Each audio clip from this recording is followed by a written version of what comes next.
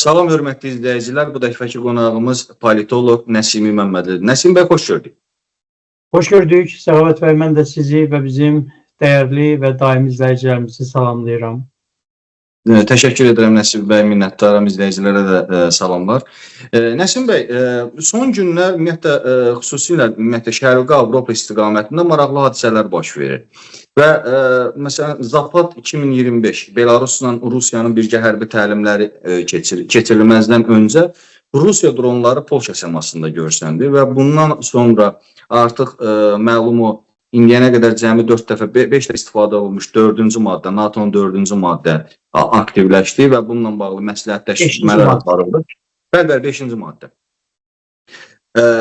Məsləhətləşmələr aparıldı və indiki mərhələdə iddialar var ki, NATO-Rusiya toqquşması ehtimalı. Bəziləri deyir ki, ümumiyyətlə Rusiya Şanxay Əməkdaşlıq Təşkilatının sonuncu toplantısından sonra daha ürəkli gəlib və ona görə də bu cür addımlar atırlar. Amma hər halda sizin baxışınız mənim üçün daha maraqlıdır.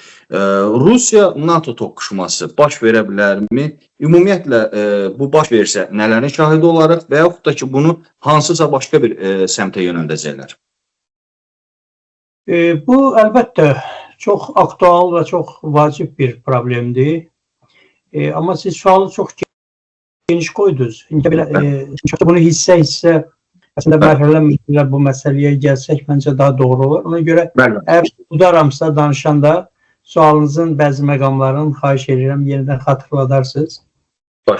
Əslində NATO-Rusiya gərginliyi bu demək olar ki, son dövrlər, xüsusilə mən son dövrlər onu nəzərdə tuturam ki, 2018-ci ildə Britaniyada xatırlayırsınızsa bir keçmiş Sovet kəşfiyyatçısının, baş kəşfiyyat idarəsinin zabitinin Novichok zəhəri ilə zəhərlənməsindən sonra Britaniya-Rusiya arasında yaranmış böyük bir qalmaqal oldu.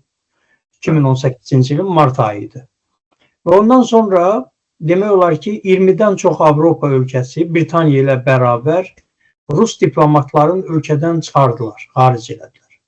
Və əslində 2018-ci ildə başlayan o proses təbii ki, NATO-nu da aldı öz içərisinə. Çünki bu Avropa ölkələrinin hamısı demək olar ki, həmin prosesdə iştirak edən ölkələr NATO üzvü ölkələr idi. Və bu əslində nə yaratdı? Bu onu yaratdı ki, artıq diplomatik müstəvidə müzakirələr və danışıqlar xeyli dərəcədə məhdudlaşacaq. Bu artıq görülür. Çünki diplomatın funksiyası nədir? Diplomatın funksiyası cibində tapanca gəzdirmir də, herhalde cibində qələm gəzdirir. Danışır, dili ilə çalışır ki, sözlə, dinç vasitələrlə məsələləri həll etsinlər. Diplomatların işi budur. Hər bir ölkədən ki, diplomatlar qovulur və buna 20 Avropa ölkəsi də qoşularaq bu prosesi apardı. Bu artıq onu göstərirdi ki, Avropa ilə və dolayısıyla da NATO ilə. İndi orada Türkiyə və ABŞ bir qədər fərqli davranırdılar.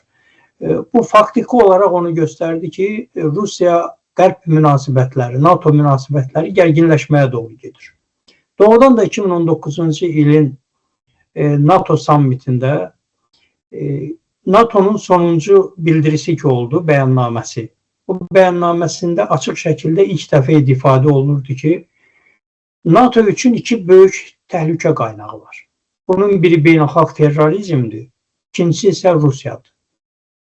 Buna qədər Çinin adı çəkildiyi, İranın adı çəkildiyi bəyannamələr olmuşdu, amma açıq şəkildə Rusiyanın adının çəkilərək NATO'nun bəyannaməsində ifadə olunması bu 2019-cu ilin NATO sammitində baş verdi. Və bu açıq şəkildə göstərirdi ki, proses getdikcə gərginləşəcək. Və doğrudan da 2020-ci ildə də yenə hansı ki biz Ermənistanla 44 günlük müharibə aparırdıq, onda da Qərbin başı Rusiya ilə çox böyük cəncəldə idi. Yəni diplomat qalmaqalı davam edirdi. Son dərəcə ciddi arada o diplomatik gərginlik artmaqdaydı. Və həmin vaxtda əslində biz bir qədər də fürsətdən istifadə etdik. Rusiyanın beynəlxalq müstəvidə başının qarışması, o gərginlik fonunda çox da Qarabağa ciddi şəkildə Ermənistan-Azərbaycan müharibəsinə daha doğrusu çox da ciddi müdaxilə imkanları olmadı. Yəni bir növ fürsət də yarandı bizim üçün. Bunu elə bir kontekstdən çıxaraq qeyd etmək istəyirəm. Əslində yəni gözlənilirdi. Gözlənilirdi və təsadüfi deyildi ki, Rusiyada cavab tədbirləri görür və cavab tədbirlərini Ukrayna istiqamətində atır. Və biz sizlə ilk yayımımızda biz bunları proqnozlaşdırmışdıq ki, Rusiya müharibəsi mütləq başlayacaq. Bunun artıq bütün simptomları görünür, bu qaçılmazdır. Və bu, belə deyək, bir tərəfdən də bunun başlanmasını da hardasa arzulayırdıq. Çünki bu müharibənin başlanması, böyük müharibənin, xüsusilə Qərbin və Rusiyanın eyni zamanda başının qarışması, onun ətrafında olan dövlətlər üçün müəyyən fürsətlər də yaradır. Düzdür, risklər də var, amma fürsətlər də yaradır. Və Azərbaycanda da xeyli dərəcədə sabitlik və müharibədən qalib çıxmış bir ölkə üçün fürsətlər daha çox görünürdü. Həm də Türkiyə ilə münasibətlər də getdikcə dərinləşirdi. Düzdür, hələ o vaxtı strateji müttəfiqlik sazişi imzalanmamışdı, amma Türkiyədə Azərbaycanın demək olar ki, bir çox hərbi siyasi məsələlərdə yanındaydı. Bu məsələləri ona görə bir qədər uzaqdan başladım ki, NATO-Rusiya gərginliyi demək olar ki, açıq fazaya keçmişdi. Amma həmin dönəmdə Biden administrasiyası Amerikada iş başında olan zaman daha çox NATO, belə deyək də, Amerika və Avropanın sinxron bir davranışı var idi. Yəni tamamilə üst-üstə düşən bir mövqelər var idi. Və bu mövqelər kontekstində də demək olar ki, Avropa ölkələri çox da narahat deyildi. Onların təhlükəsizliyi üçün qarant olan Amerika Birləşmiş Ştatları kimi qüdrətli bir dövlət var idi və onun siyasi iradəsi də ortadaydı. Çünki Biden administrasiyasının əsas, xatırlayırsınızsa, onun iş başına gəldiyi gündən, yəni 2020-ci ilin dekabrında seçki oldu, 2021-ci ilin yanvarından da belə götürək. İş başına gələndə onun bəyan etdiyi bu oldu ki, qlobal strateji sabitliyi üçün əsas təhdidlər avtoritar və diktatura rejimləridir. Biz bunların qarşısını kəsmək, bunlara son qoymaq üçün bir demokratiya sammiti də keçirdi, xatırlayırsınızsa. Yəni bütün güclərimizi səfərbər edəcəyik bəyanatını verdi. Heç üstündən bir gün keçmişdi. Vladimir Putin, Rusiya prezidenti bəyan etdi ki, qlobal strateji sabitliyin qarantı nüvə silahıdır. Bu mənim əlimdəki nüvə silahlardır. Yəni artıq qarşı durmanın ən pik həddi açıq görünürdü.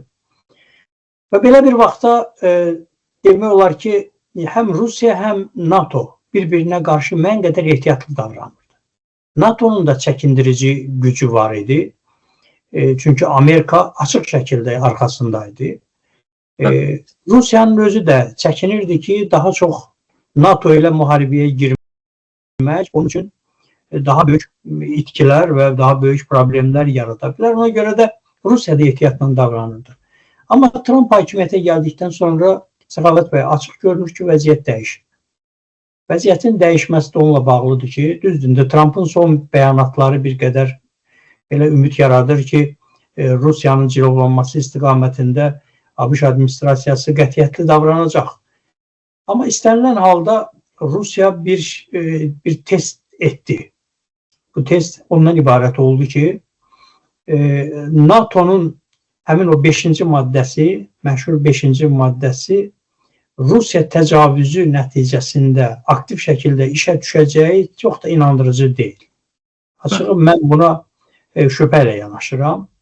Bütün təhlillər göstərir ki, Rusiya NATO qarşı durmasından mümkün qədər NATO üzvü olan ölkələrin bir çoxu qaçacaq. Yəni bu prosesə girməyəcəklər. Və Rusiya da əslində bunu test etmək üçün Polşa səmasında öz dronlarını göndərdi. Və bundan sonra mənə elə gəlir ki, Rusiya həm də başqa bir taktik addımlara da gedə bilər.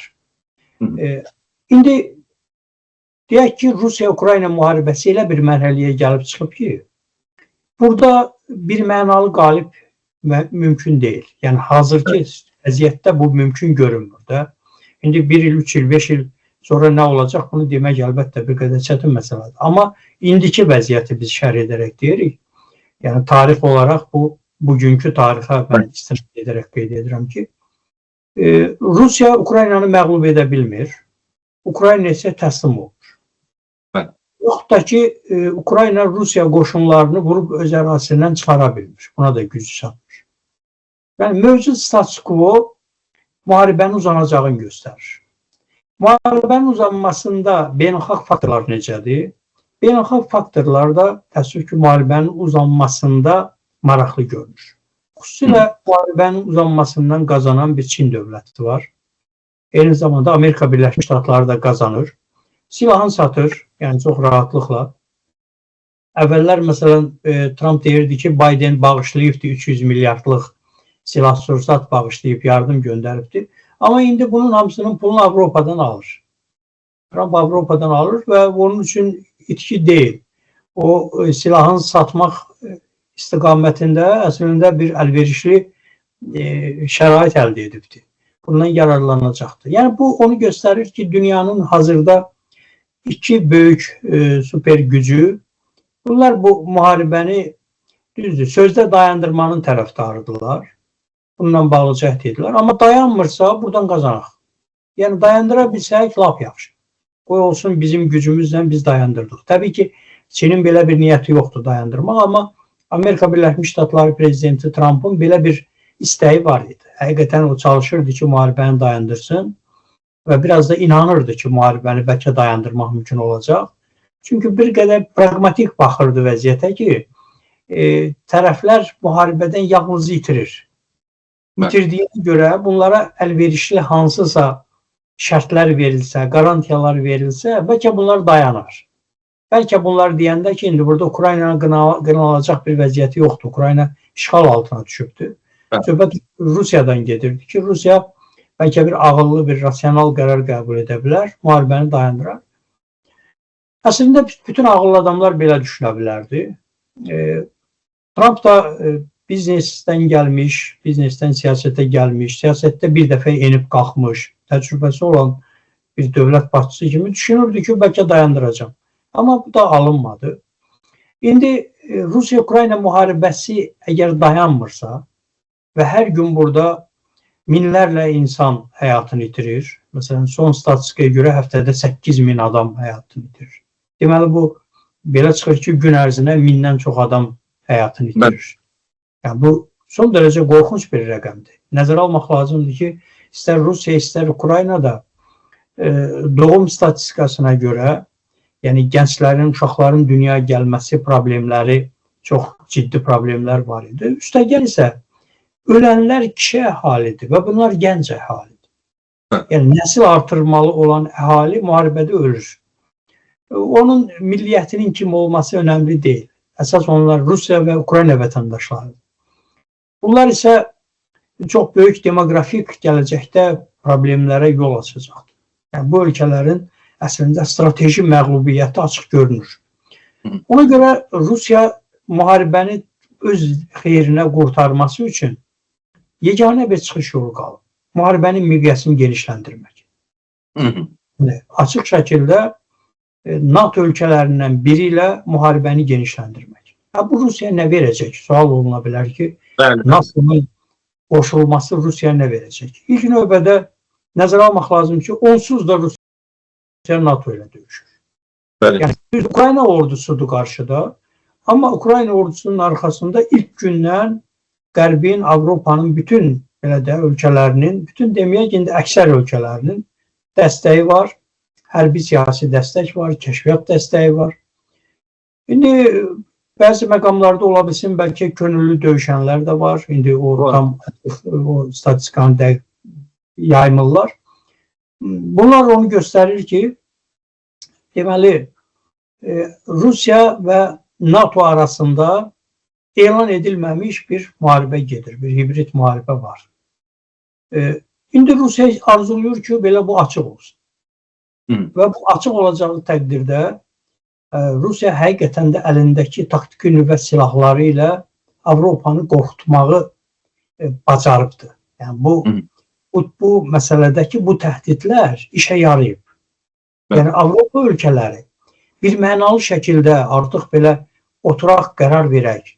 nəyin bahsına olur olsun biz Ukraynanın arkasındayıq. Bir 50 min, 100 minlik bir orduyu yeritsinlər. Bunu etmirlər. Mesela Şimali Koreya ile Rusya bir müqavilə bağlayır ki, mənə 15 min, 20 min əskərlə kömək edir. Ola bilsin bundan sonra da edəcək. Bəlkə hələ başqa ölkələrlə də bunu etməyə cəhd edəcək.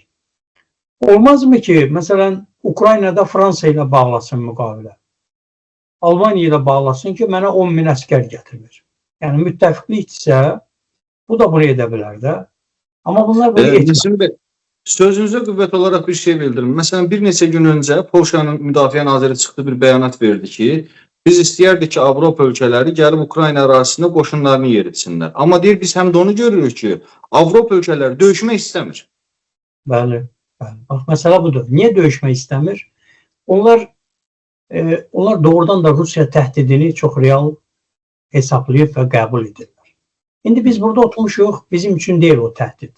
Amma təsəvvür edin ki, biz burada əgər Bakı şəhərində Rusiya siyasi hakimiyyətinin, yəni o establishment tərəfindən, indi belə blogerlər, hansısa teleaparcıların dedikləri yox. Məsələn, Putin səviyyəsində, Mariya Zakharova səviyyəsində, yaxud Xarici İşlər Naziri Lavrov səviyyəsində bəyanat verilsə ki, biz Bakıya taktiki nüvə silah ata bilərik. Təsəvvür edin ki, böyük əksəriyyət Bakıdakı bir qədər belə pragmatik düşünən adamlar Bakıdan qaçacaqlar regionlara. İstər-istəməz burada özünü rahat hiss eləməyəcəkdir. Bu insandır, bilirsən. İnsan fikirləşir ki, bir anda gecənin birində doğrudan da gələr düşər taktiki nüvə silahı. Yəni onun dağıntısı bir tərəfə dursun, onun o radioaktiv zəhərlənməsi özü kifayət qədər böyük fəlakət deməkdir.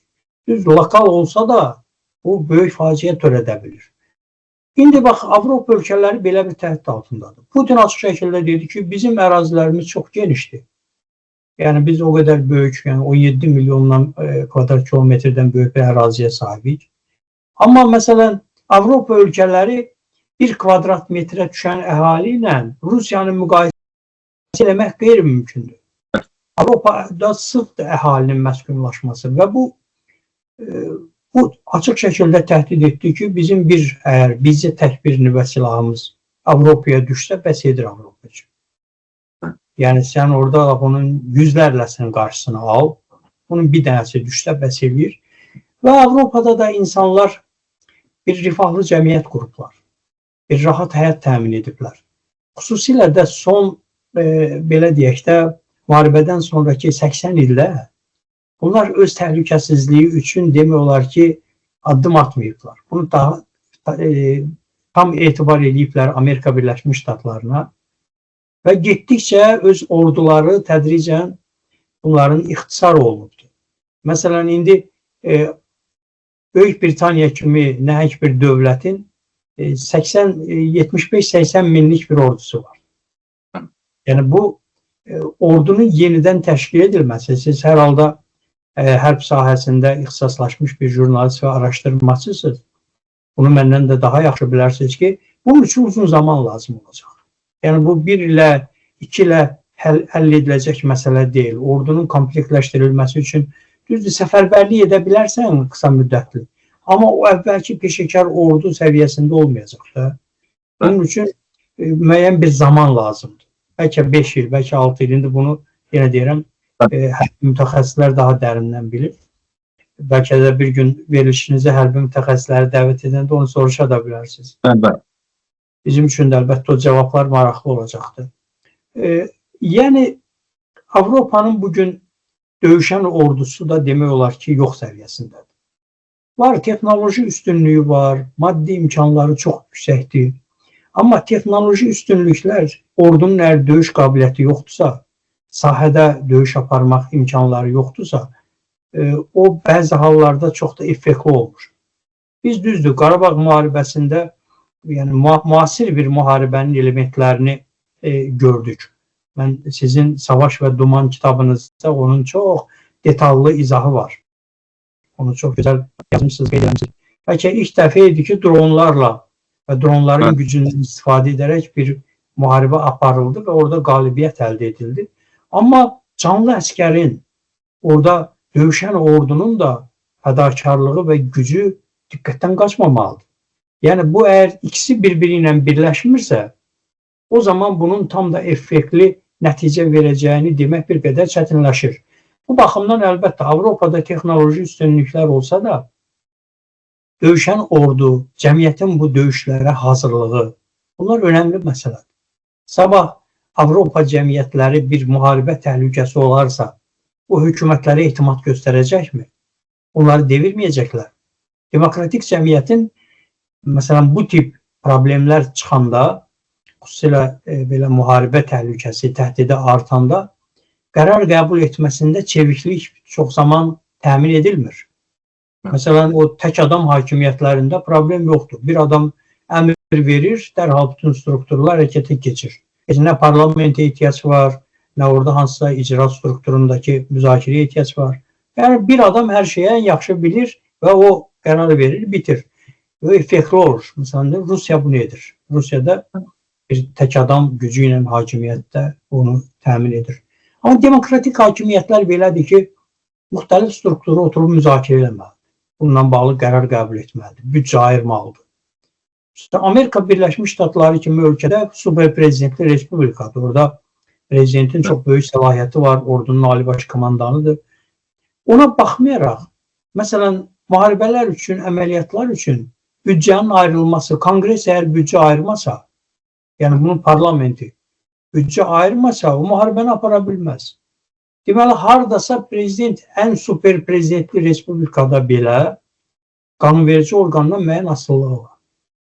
Amma bu avtoritar və diktatora rejimlərinin bu problemi yoxdur. Ona görə Avropa bu istiqamətdə də, yəni Rusiyanın qarşısında çox da qətiyyətli və dərhal adekvat qərar qəbul edib hərəkətə keçməsinin çətinlikləri var. Ona görə Rusiya Polşa səmasına bu cür müdaxilə etməklə əslində bir provokasiya yaradır ki, qoy görək hardan mənə necə cavablar verilir və real vəziyyəti özü üçün bir test edir.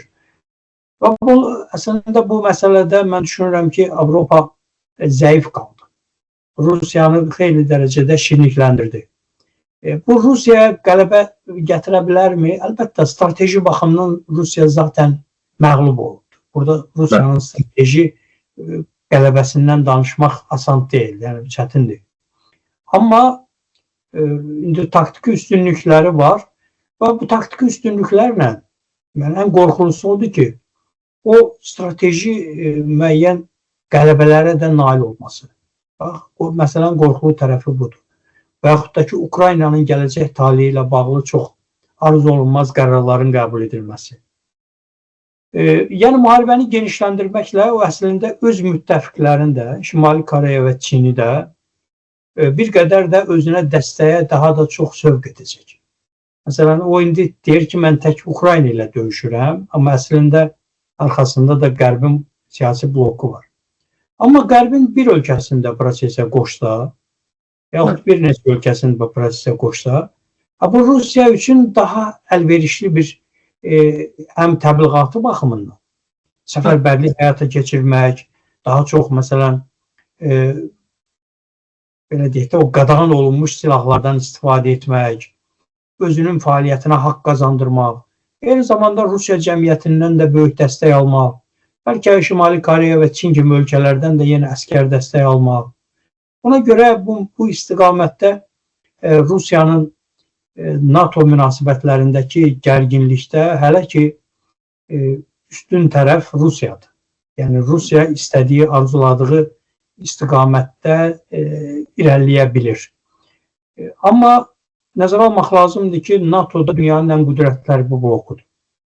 Yəni əgər tamamilə hər şey nəzarətdən çıxıb total müharibə başlasa, onda Rusiyanın bütün hərbi siyasi sahəsində olan gözlə görünən nə var, bunun hamısı hədəf ola bilər. Və Amerika Birləşmiş Ştatlarının da kənarda durması çətinləşər. Bu isə artıq 3-cü Dünya müharibəsi demək.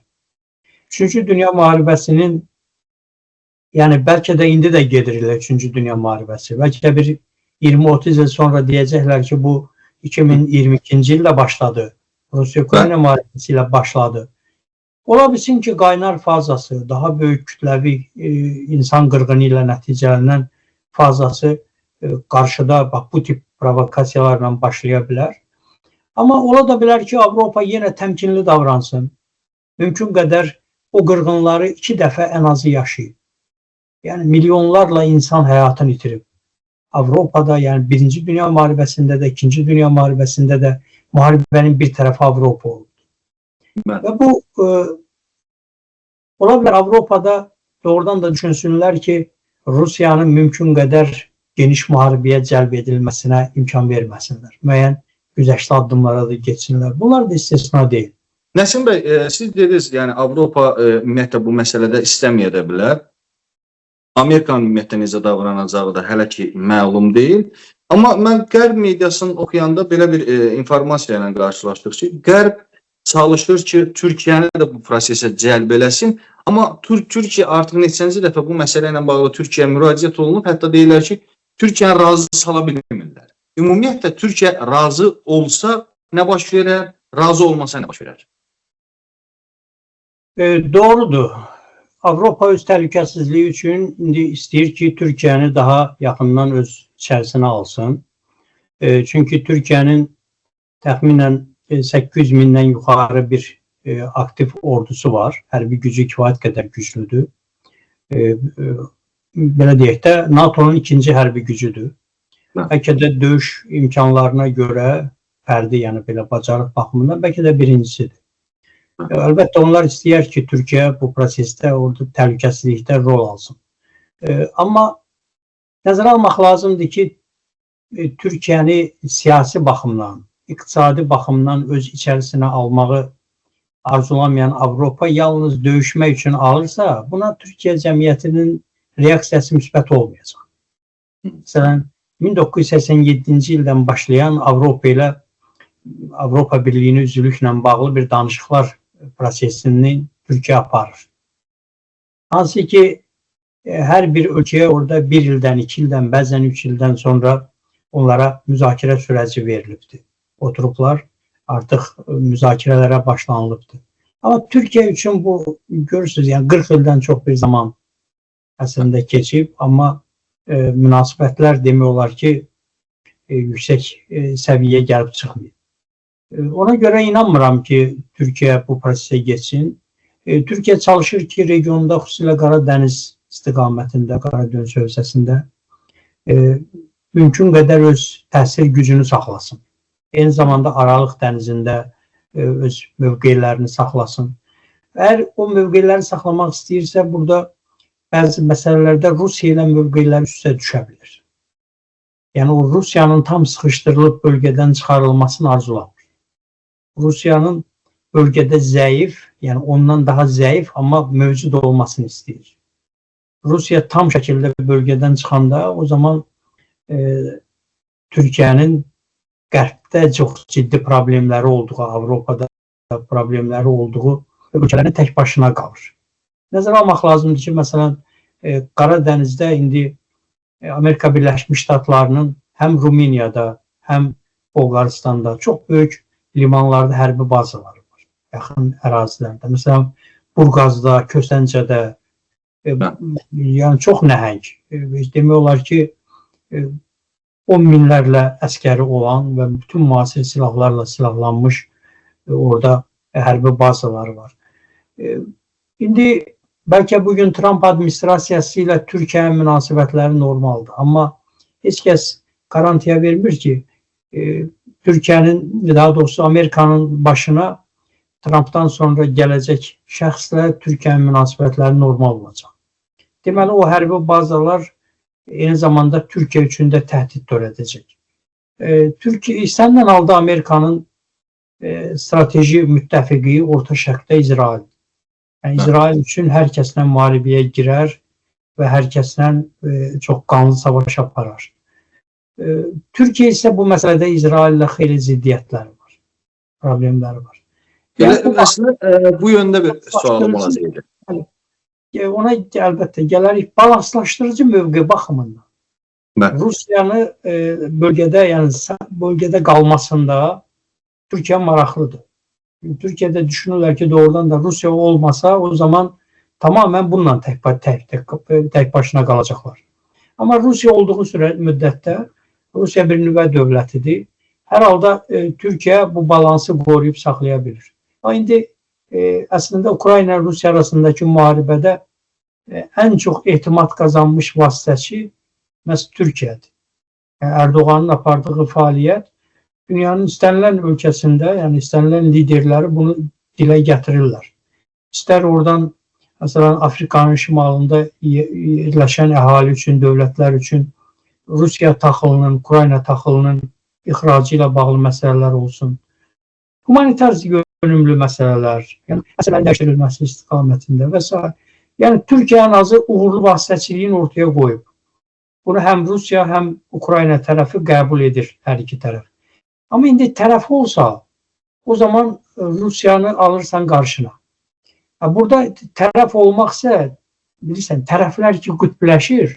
İki taraf tam qütbləşəndən sonra artık üçüncü taraflar olmayandan sonra inanın ki dünya müharibəsi daha reallaşır. Daha real görünecek.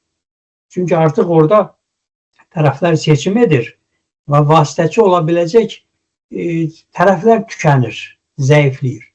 Ama indi mesela Amerika Birleşmiş Ştatları da hələ ki vasitəçilikdən danışır, düzdür. Rusya'ya karşı indi ritorika sərtləşibdir. Ukraynaya müəyyən maliyyə dəstəyi verilir, hərbi dəstək verilir. Türkiye'nin de bu prosesə qoşulması o deməkdir ki artık Rusya da öz qütbünə yeni qüvvələri cəlb edəcək. Ona göre Türkiye buna getməz. Ve indiki beynəlxalq şərtlərdə də açığı bu çox təhlükəli nəticə olar. Ama Türkiye bundan kazanabilir. Ne de kazanabilir?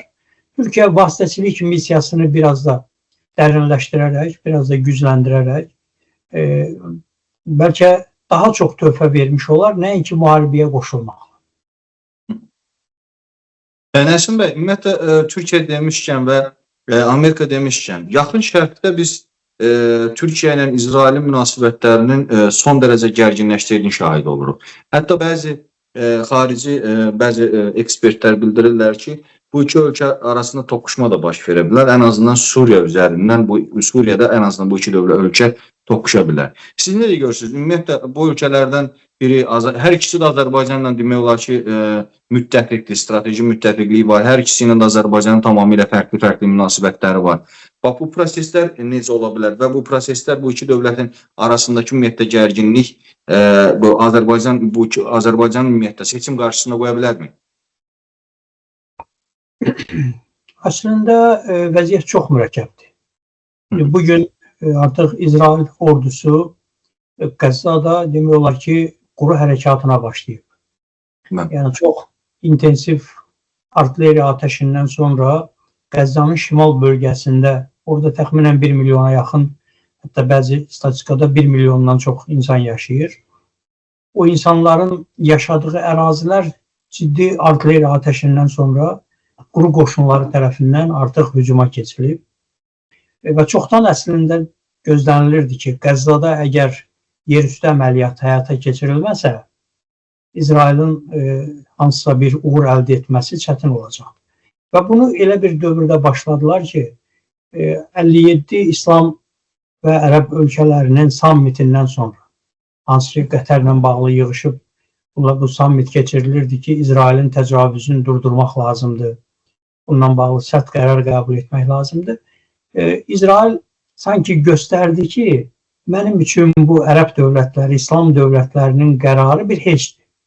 Yəni mən o qədər qüdrətliyəm və o qədər rahatam ki, bu işə həyata keçirəcəm. Və həm də nəzərə almaq lazımdır ki, elə əməliyyat öncəsi, əməliyyat ilə başlamazdan biraz öncə Amerikanın Xarici İşlər Naziri də dövlət katibi Rubio İsraildəydi. Və onun da biz məsələn onun nə qədər Yahudi sevgisi olduğunu da bilirik.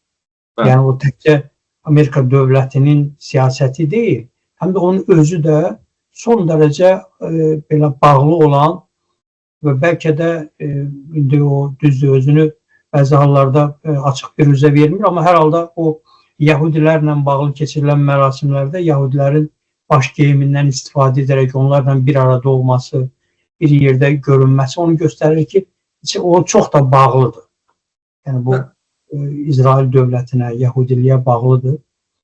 Netanyahu ilə görüşdən də dərhal sonra belə göründü ki, Amerika Birləşmiş Ştatlarının da razılığı alınaraq, yaxud ən azı onlar xəbərdar edilərək bu əməliyyat başlanılıbdır. Bu əslində o məqamda baş verir ki, doğrudan da müsəlman ölkələri, İslam ölkələri bir araya yığışaraq İsraili durdurmaq istəyir. Bu açıq aydın meydan oxumaq. Bu açıq aydın bu ərəb dövlətlərinə, İslam dövlətlərinə göstərməkdir ki, mən nə bilirəm, onu da edirəm. Bu bir həm də təhrikdir. Bunun nəticəsi olaraq əgər İsrail ilə hansısa başqa bir İslam ölkəsi, ərəb ölkəsi toqquşsa, ərəb ölkəsini biraz istisna edirəm, çünki ərəb ölkələrindəki idarə etmə sistemlərini böyük əksəriyyəti süni yaradılıb. Bunları yaradan Britaniya, Amerika Birləşmiş Ştatları, indi isə idarə edən əslində elə İsrail özüdür. Yəni toplum, xalq bunun yanaşması başqadır. Amma idarəçilər demək olar ki, İsraillə münasibətdə İranın, Türkiyənin ortaya qoyduğu iradəni ortaya qoymaz. Yəni qoymurlardı. Elə adi götürək, məsələn, İran üzərindən, daha doğrusu İranın İordaniya üzərindən, Suriya üzərindən, İraq üzərindən gedən raketlərini daha çox kim vururdu? Elə həmin ölkələr vururdu. Ki, İsrail gedib düşməz. Yəni, belə baxanda bu birlik əslində belə bir birlik olaraq görünsə də, mahiyyət etibarilə bu ciddi bir hərbi siyasi təhlükə yaradacaq, yaxud mesaj verəcək bir qurum deyil. Amma o ki, qaldı Türkiyə məsələsinə. Türkiyənin İsraillə iqtisadi, ticarət ilişkiləri, bağları həddən artıq zəngin və genişdir. Yəni, son dövrlərə, xüsusilə Netanyahu hakimiyyətə gələnə qədər münasibətlər normal idi. Yəni, bu Qəzzada keçirilən əməliyyatlar, 10 minlərlə dinc insanın öldürülməsi, əlbəttə buna dünyanın bir çox yerlərində sakit qalmırlar. Türkiyədə isə daha həssas yanaşılır. Məsələn, İran bir qədər sakitləşib, çünki İranın bütün proksi qüvvələri sıradan çıxdı. İran artıq İsraillə də bir 12 günlük müharibədə imkanları, gücü nəyə çatırdısa onu ortaya qoydu. Bundan o tərəfə imkanı, gücü olmadı. ABŞ-la döyüşməmək üçün dayandırdı prosesi. Eyni zamanda İsrail özü də əslində İranla toqquşmanın daha böyük təhlükələr törədəcəyini anladı. İndi növbə belə görünür ki, Türkiyədir. Türkiyə ilə İsrail toqquşacağı təqdirdə bu artıq çox ciddi regionda yeni bir hərbi siyasi vəziyyət yarada bilər. Belə götürəsək, geniş mənada götürsək, Amerika Birləşmiş Ştatları iki bölgənin təhlükəsizliyin tam öz üzərinə götürmüşdü. Bunun biri Avropa idi. Avropada deyirdi ki, yəni sizin silahlanmağa, sizin ordu saxlamağa ehtiyac yoxdur, hər şeyi mən edəcəm. Amma Trump hakimiyyətə gəldikdən sonra Avropaya dedik ki, indi yavaş-yavaş öz təhlükəsizliyinizlə özünüz məşğul olun.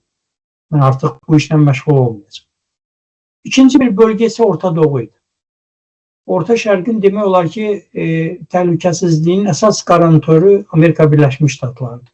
Böyük bazaları var, böyük orada maddi maraqları var, siyasi maraqları var. Yəni, hər tərəfli Amerika o bölgənin hakimidir.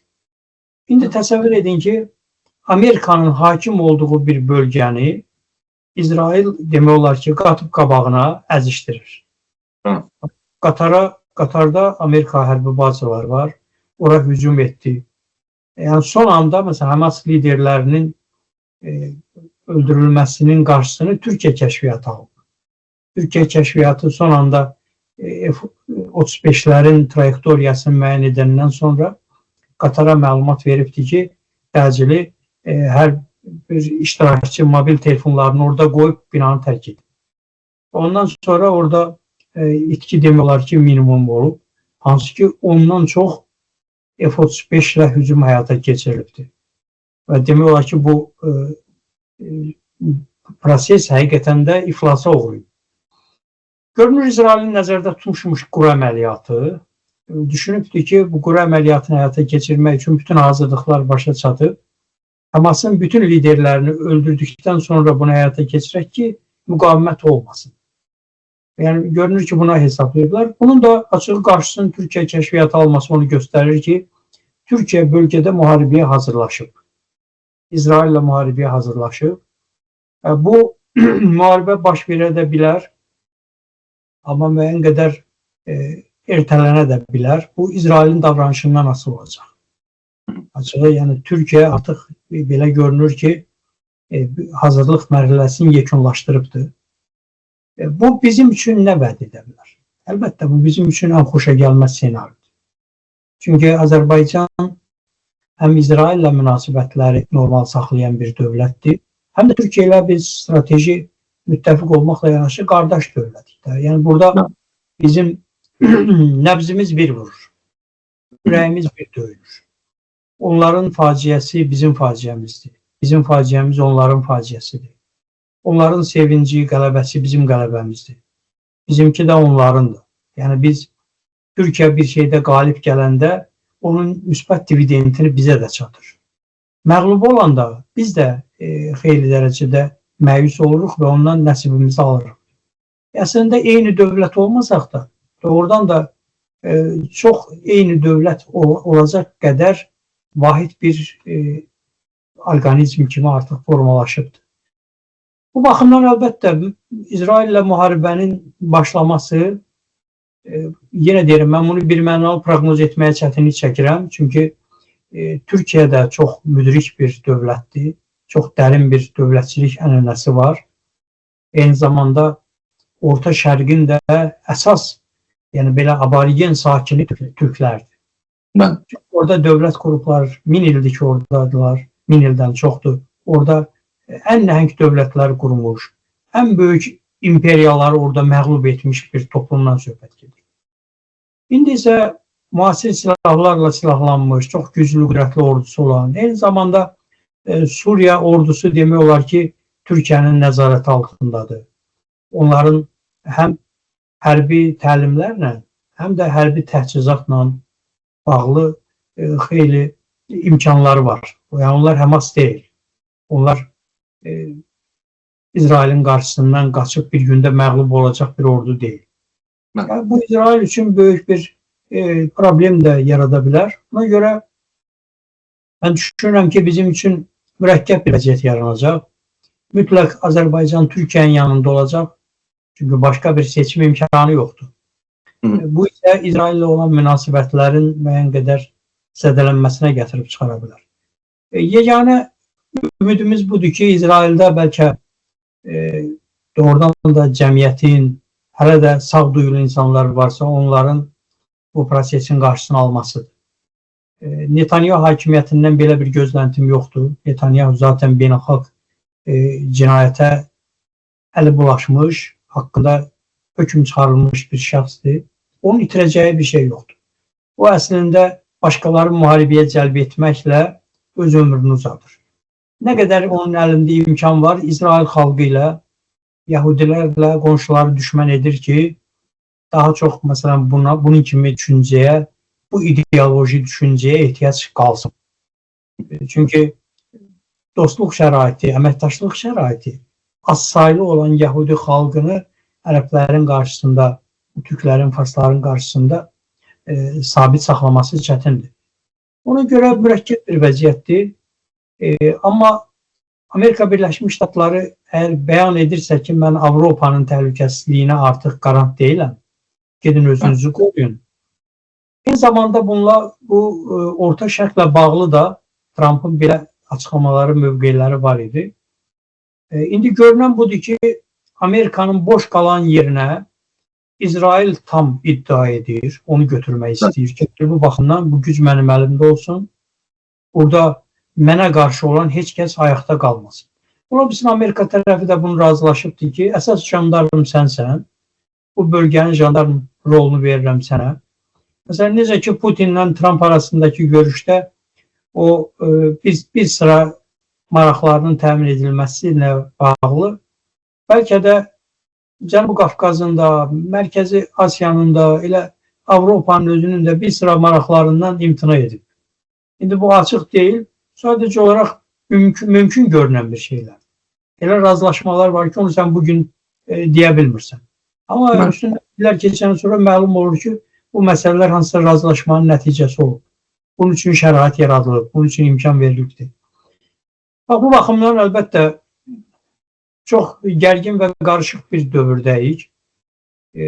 Belə bir dövrdə ancaq biz ümid edək ki, qardaş ölkə müharibəyə girməsin. Gələcəyi təqdirdə dediyim kimi, İsrail bunun altından qalxması çox çətin olacaq. Türkiyənin də itkiləri böyle olacaq. Nəsim bəy, sonda gələk öz regionumuza, öz bölgəmizə. Maraqlıdır, yəni bütün günü ancaq sülhdən, həm Ermənistan tərəfdən, həm Azərbaycan tərəfdən sülhlə bağlı çox fikirlər səslənir və hətta qeyd olunurdu ki, artıq bundan sonra daha çox hərbi xərclər azaldılacaq, daha çox sosial məsələlərə yönələcək. Amma bu günləri qərar verildi ki, Azərbaycanın ümumiyyətlə hərbi, yəni təhlükəsizlik xərcləri 300 milyonda artırılır. Yəni bunu nəyə bağlamaq lazımdır? Bu sırf Ermənistanla ümumiyyətlə bağlı məsələdir, yoxsa ümumiyyətlə dövlət çomağını əlindən yerə qoymaq istəmir və yaxud da ki, nə görürük burada? Əlbəttə, bu yalnız Ermənistanla bağlı məsələ deyil. İndi bunu dəfələrlə qeyd eləmişik. İndi onsuz da dünyada bir qeyri-müəyyənlik var. Beynəlxalq münasibətlərin ən gərgin olduğu dördür. Dövlətlərarası münasibətlərdəki ittifaqlar, müttəfiqlik, yaxud ziddiyyətlər hamısı mövsümidir. Yəni bir anda görürsən ki, müttəfiq sayılan dövlətlə vəziyyət gərginləşir, ziddiyyətlər artır. Yaxud da ki, ziddiyyət olan dövlətlərlə münasibətlər getdikcə istiləşir. Yəni bu qeyri-müəyyənlik hələ davam edəcək. Çünki ümumi dünya düzəninin çalxalanaraq hələ dağılması prosesi gedir. Yəni, mövcud düzən pozulmağa doğru gedir. Belə bir vaxtda sən silahsız olsan, sürprizlərlə qarşılaşa bilərsən. Necə ki, biz 88-89-cu ildə o prosesi tutmadıq və nəticə etibarilə 30 ilə yaxın işğal altına düşdü torpaqlarımız. 1 milyon insanımız nə zülümlər içərisində qaçqın düşdü. Sizin kitabınızı oxuyanda oradan da mənim də düz o prosesi yaşamışam. Amma yəni, istənilən bir adam onu oxuyanda anlayır ki, məcburi köçkün düşmək, ölkəsindən, öz vətənindən didərgin düşmək nə deməkdir? Öz evindən didərgin düşmək nə deməkdir? Yəni bu əli yalın, heç bir silah yox, səni qoruyacaq ordu yox. Sən qarşıdakı zirehli texnika ilə üzrəsən və səni nəinki kənardan vurur, öldürür. Əlinə keçəndə səni tikə-tikə doğruyur. Yəni bu dərəcədə qorxunç bir düşmənlə üzrəsən və insanlar qaçır. İndi bax, bu keçid dövrü həmin keçid dövrüdür. İndi silahsız olmaq mümkün deyil. Silahsız qalmaq həm də lazım da deyil. Ordunun güclənməsi üçün, təhlükəsizlik qüvvələrinin güclənməsi üçün addımlar atılmalıdır. Və bu təhlükəsizlik qüvvələri ölkə daxilində, ölkə insanı vətəndaşı üçün yox, xarici düşmən üçün səfərbər edilməlidir. O məqsədlə hazırlanmalıdır. O zaman o məqsədlə hazırlananda bütün cəmiyyət onun arxasında olacaq. Cəmiyyət ona dəstək verəcək, qucaqlayacaq. Bax, siz iki güc strukturu arasında Azərbaycanda bilməm, bunu yəqin ki, müşahidə aparmışsınız. Əhalinin münasibətini test edin. Məsələn, 44 günlük müharibə başlayanda belə körpə nəvəsinin, uşağın qucağına alan qadınlar belə çıxıb küçədə əskərlərə öz məhəbbətin, öz arzuların, öz dualarını səsləndirərək yola salırdı orduya. Çünki xarici düşmənin önünə gedir. Gedir onu təcavüzdən qorumaq üçün. Amma eyni şeyi Azərbaycanda elə hüquq mühafizə orqanları var ki, ona şamil etmək mümkün deyil. Baxırsan ki, heç bir günah olmayan, təqsiri olmayan gəncəcik zabitlər qəzaya düşür. Məsələn, polis zabitləri qəzaya düşür, istər Azərbaycanda olsun, istər daha doğrusu bizim buradakı bölgədə, istər Naxçıvanda. Orada sosial şəbəkədə yazılan şərhlərə baxanda dəhşətə gəlirsən. Bəli, həqiqətən. Yəni görürsən ki, o təqsirsiz insandır, o da asayişin keşiyində durubdur, o da bir hüquq mühafizə orqanıdır. Amma cəmiyyətin münasibəti görürsünüz fərqlidir. sən güc strukturların, təhlükəsizlik qüvvələrin xalqa qarşı gücləndirmək yanlışdır. Xalqın təhlükəsizliyinə onu cəlb etməklə xalqın həm mənəvi dəstəyini alırsan, həm maddi dəstəyini alırsan. Həm də ki, belə deyək də, ölkədə elə sabitliyin əsas da qarantı budur. Biz gördük, Nepal kimi ölkədə təhlükəsizlik qüvvələri nəyə edə bildilər? Yəni, o sel gələndə, daşanda heç nə mümkün deyil. Yəni, indi onsuz da çox saylı vasitələr var. Bəlkə sabah hansısa radioelektronik dalğalarla insan beyninə təsir göstərilir. Bu da mümkündür. Biz bunu bir mənalı deyə bilmərik, amma belə testlər var. Müəyyən o radioelektronik dalğalar vasitəsilə insan beyninə elə təsirlər göstərilir ki, bir anda coşur. Qarşısındakı maniyə görmədən üzərinə gedir. İçindəki qorxu tamamən çıxır. Amma bəzi hallarda o radio dalğalarla biraz da qorxu dərinləşdirilir, hansısa informasiyalar verilir. İndi bu əlbəttə nəzəri fikirlərdir. Yəni demək istədiyim odur ki, xarici düşmənlə dövlətin təhlükəsizlik qüvvələrinin, ordunun hazırlığı istiqamətində addımlar dəstəklənməlidir, son dərəcə zəruridir, vacibdir. Bunun alternativi yoxdur indiki vəziyyətdə. Və müttəfiqliyimizi də daha da dərinləşdirməliyik Türkiyə ilə. Zaten biz Ermənistanla müharibədə qalib gəlmişik, amma hələ bölgəmizdə sülh yoxdur. Bölgəmizdə Gürcüstan ən azı 2 bölgəsində çox ciddi hərbi siyasi proses ola bilər, problem ola bilər. Azərbaycanın şimal bölgəsində əgər Rusiya mərkəzi hakimiyyəti zəifləsə, yaxud özü məqsədli şəkildə müəyyən təxribatlara yön versə, istiqamət versə, bizim şimal bölgəmizdə də təhdid ocaqları var, təhlükələr var. Azərbaycan ordusu müxtəlif istiqamətlər üzrə təhlükəsizlik qüvvələri hazırlıqlı olmalıdır. Ona görə mənə elə gəldi ki, zamanın şərtlərinə cavab verən bir addımdır. Doğru. Təşəkkür edirəm Nəsim bəy, vaxt ayırdınız, minnətdaram sizə. İzləyicilərə təşəkkür edirəm ki, vaxt ayırdılar bizə vaxtlar. Sağ olun, var olun.